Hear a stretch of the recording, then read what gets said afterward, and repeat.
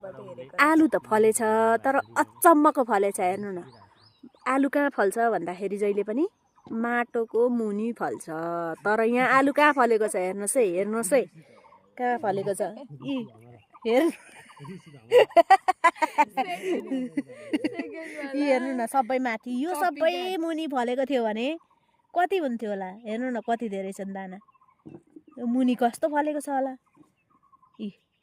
एउटा 2 3 4 5 6 7 8 9 10 11 12 13 14 15 16 17 18 19 20 21 22 23 24 25वटा फलेको रहेछ। यो मुनि फलेको थियो भने कति हुन्थ्यो। माथि फलेको चाहिँ खानुहुन्छ कि हुँदैन साथीहरू भनिदिनुहोस् त।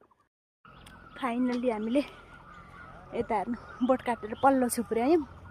यहाँदेखि लिएर उहाँ भर्खर आउँदै हुनुहुन्छ खन्ने मान्छेहरू।